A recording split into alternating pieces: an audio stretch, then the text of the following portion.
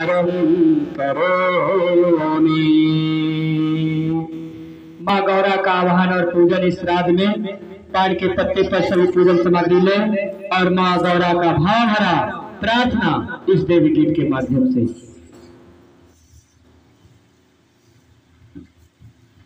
लीजिए।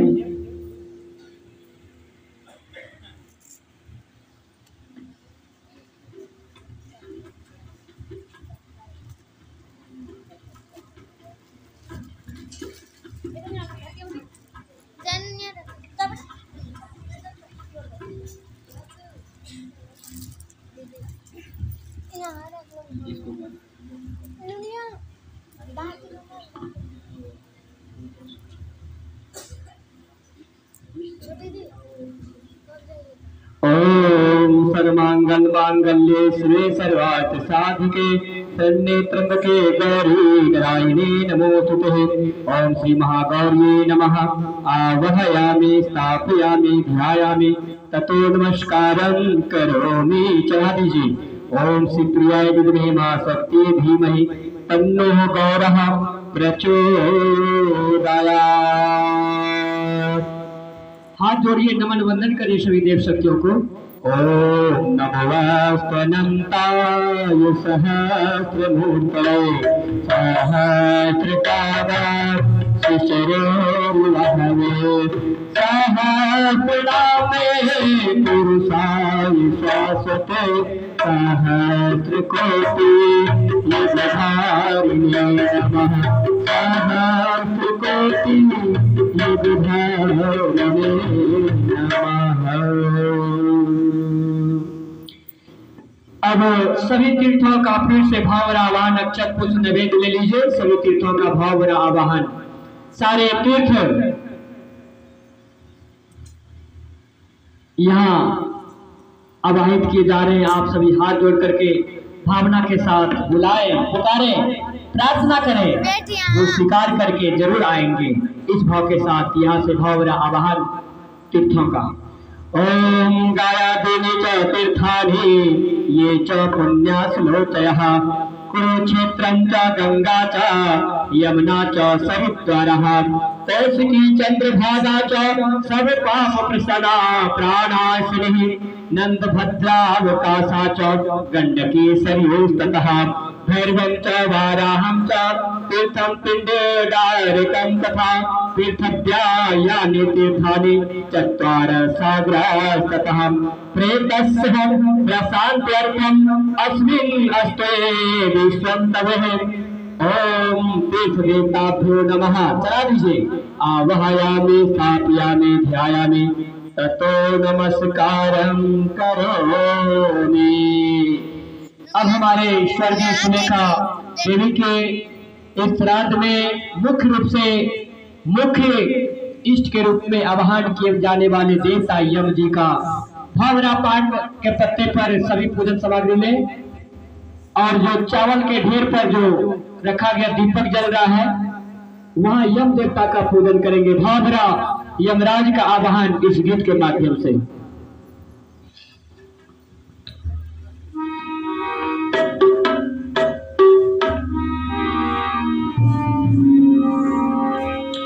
धर्म मूर्ति यमराज शुभाशुभ सकल कर्म ज्ञाता हे अनुशासन के अधिनायक हे आनंद दाता।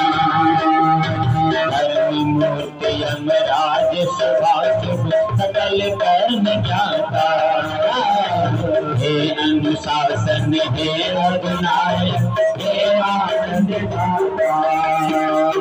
हो सबका कल्याण देश में संसार भरो सबका कल्याण देश में संसार भरो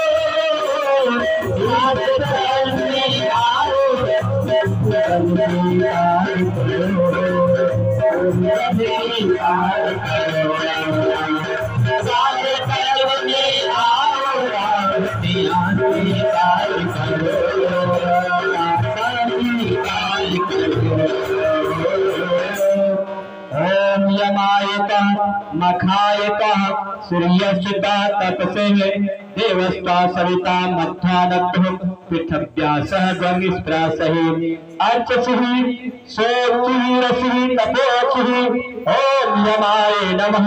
चला दीजिए। आवाहयामि स्थापयामि ध्यायामि ततो नमस्कारं करोमि। अब हमारे सभी पितरों का वाहन, उस पितरों में सर्वप्रमुख स्थान है आपके माताश्री, जिसका चित्र लगा हुआ है। भावना कर इस चित्र में माँ स्वयं विराजमान हो रही है और हमारे पूजा को आज स्वीकार करके कृतार्थ कर रही है। फिर पूजन सामग्री ले और यहाँ चित्र के सामने रखेंगे और फिर वो जो तिल का ढेर है वहां भी थोड़ा सा चढ़ा दीजिए। ओम विश्वे देवास आगतः शृणुतामाइमं हवम् एदं बहिर्निषदः। ओम विश्वे देवास श्रुतेमगं हवम् में ये अंतरिक्षे भविष्टः ये अग्नि जीवा उत्वः जन्नः आसद्यस्मिन् बहिरे माद्यस्वधः। ओम पितृभ्यो नमः।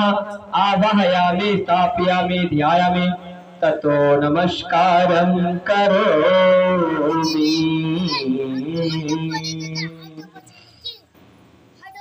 चलिए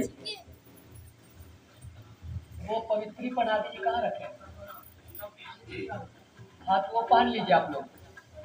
पवित्री जो कल कुछ का पहने थे ना, जैसे पहने थे वैसे पहनिए उसको। ओम पवित्री अस्तो वैष्णव सवितुर परशवः तो पुण्याहम छिद्रेण पवित्रेण सूर्यस्य रश्मिभिः तस्ते पवित्र पतेः पवित्र पूतश्च यत् कामः पुने तच्केयम्। इस कुश में आज हम पढ़ रहे थे गरुड़ पुराण में लिखा है कुश के बारे में। कुश के जड़ में ही ब्रह्मा होता है, बीच में ही ब्रह्म विष्णु होते हैं और फिर ऊपर में महेश का वास होता है। ब्रह्मा विष्णु महेश के रूप में यह कुशा का आगमन इस पृथ्वी पर हुआ है, जो साक्षात पवित्रता का प्रतीक है। इसलिए पवित्र कर्म जितने भी किए जाते हैं उसमें कुशा का प्रयोग किया जाता है पवित्रता के संचार के लिए। चलिए अक्षत लेकर खड़े हो जाइए। बाएं हाथ में पीला सरसों है क्या? पीला सरसों लेके खड़े हो जाइए और रक्षा विधान कीजिए। आज के पिंडदान हेतु विशेष रूप से सभी देव शक्तियों का भावना प्रार्थना है। खड़े हो जाइए श्रीमान जी। ओम पूर्वे रक्षतो वारः अग्नेयां गडो ध्वजः दक्षिणे तरुणावन्तो नरिता मधुसूदनः पश्चिमे चैव गोविन्दो वायव्यां तु जनार्दनः उत्तरे श्रीपतिरक्षोर् ऐशानां हि महेश्वरः। ऊर्ध्वं रक्षतो धाताय हदो अनन्तक्षरक्षतो अनुत्तमतीर्थस्थानं रक्षति सोममादिदिक्। अप्सरपत्ते भूतः ये भूता भविसंसितः ये भूता विघ्नकर्तारः ते गच्छन्तु शिवाज्ञया। अपक्रमन्तु भूतानि पिशाचाः सर्वतो दिशां सर्वेषाम् अविरोधेन श्राद्ध कर्म सभार्वे गायत्री यज्ञ कर्म सभार्वे।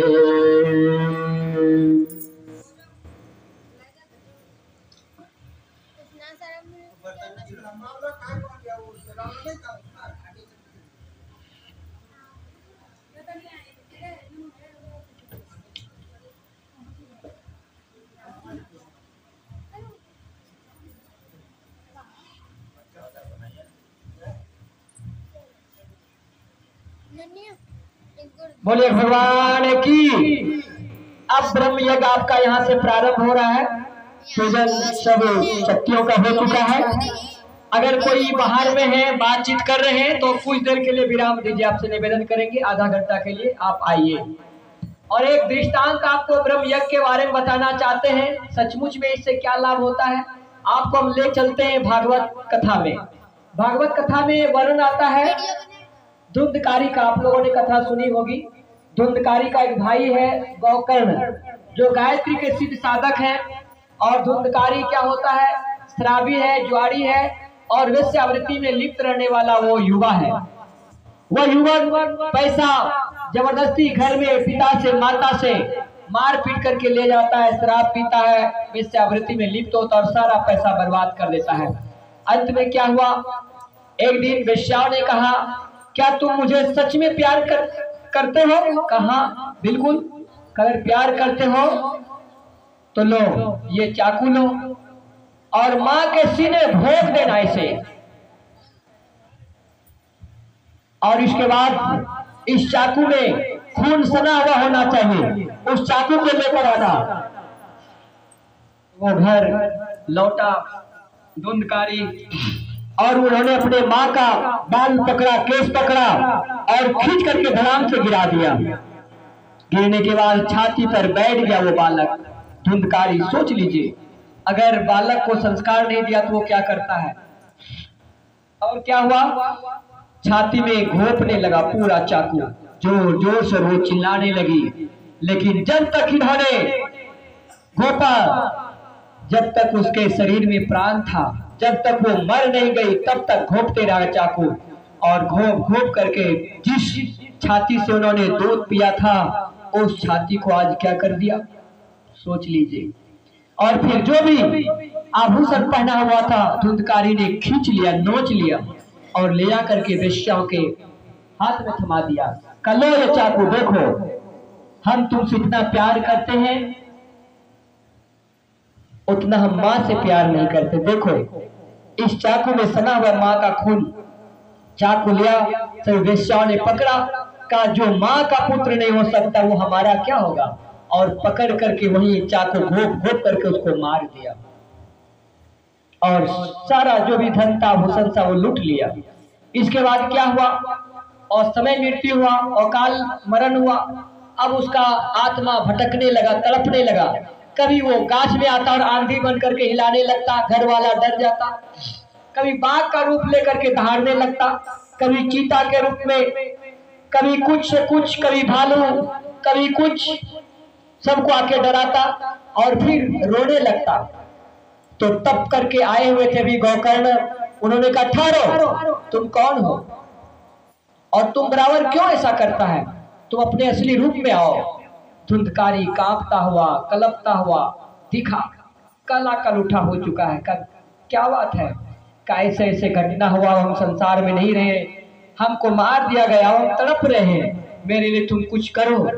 जब पानी प्यास लगती है और पानी पीने के लिए तालाब में जाते हैं तो लगता है उस सारा का सारा पानी पीप बन गया है, वो पानी नहीं रहता है। भूख लगती है, भोजन नहीं मिलता है, तड़प रहे हैं, चैन नहीं है, नींद नहीं है, शांति नहीं है, जलन है। शांत करिए इसे, ये पापों का कमाया हुआ कुकर्म का फल है। इन्होंने उसके लिए गायत्री अनुष्ठान किया और गायत्री अनुष्ठान करके प्रेत योनि से उसको मुक्त कर दिया। और गायत्री अनुष्ठान से जो पुण्य हुआ, ब्रह्म यज्ञ में संकल्प करके गोकर्ण ने धुंधकारी के लिए दान दिया। और दान देने के बाद वो जो कष्ट में था, जो तड़प में था, जो नरक का यातना झेल रहा था, उससे उसको मुक्ति मिली। भाई बहनों, हम यहाँ भी ब्रह्म विद्या का प्रयोग कर रहे हैं ब्रह्म यज्ञ के रूप में। जाने अनजाने में हम सभी संसारिक प्राणी हैं, अक्सर गलती हो जाती है, गलती नहीं करने के बावजूद भी गलती हो जाती है। यह मनुष्य गलती का पुतला है, अक्सर हो ही जाती है ना, ऐसा बोलते हो ही जाता है या हो जाती है, बिल्कुल होता है, सबसे होता है। तो इसीलिए अगर गलती स्वीकार कर लिया जाता है, बच्चे कहते हैं माँ गलती हो गई अब नहीं करेंगे, तो माँ खुश हो जाती है कि मेरा बच्चा सुधरने के लिए तैयार है। भगवान के पास निश्चल भाव से आते हैं, प्रार्थना के भाव से, और उसी उद्गार से अगर प्रार्थना करते हैं तो प्रार्थना स्वीकार किया जाता है मित्रों। और प्रार्थना में इतनी बल होती है, प्रार्थना हिमालय को हिला सकता है, मुर्दे को जिला सकता है और पाषाण को भगवान बना सकता है। ये प्रार्थना का बल है, ये प्रार्थना का चमत्कार है। और प्रार्थना के लिए गायत्री मंत्र से बड़ा कोई प्रार्थना है ही नहीं इस संसार में। इसलिए आइए सबके हाथ में अक्षत पुष्प दे दीजिए और इनके लिए 5 मिनट हम लोग सामूहिक अभी गायत्री मंत्र का जप करेंगे ब्रह्म यज्ञ में। इसके बाद इसका जो पुण्य होगा ये अक्षत इनके चित्र पर छोड़ा जाएगा और अभी आपसे हम संकल्प कराएंगे। इसका पुण्य जो भी होगा ये इनके आत्म कल्याण के लिए दान दिया जाएगा। चलिए सबके हाथ में अक्षत पुष्प दीजिए। सब ये जितने भी लोग, आप ही लोग खाली नहीं, सबको दीजिए। और भी कोई बाहर में तो आ जाइए, अंदर बुलाइए, जितने भी हैं, जितने बहना है सबके हाथ में दीजिए। सिर्फ आपका ही वो माँ बहन और भी नहीं है, इन लोगों का भी है। क्या इस गांव के सब लोग इनको जानते थे ना? सबको प्यारी से मिला है।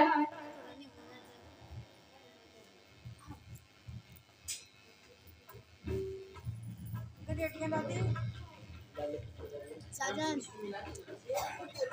बना लो।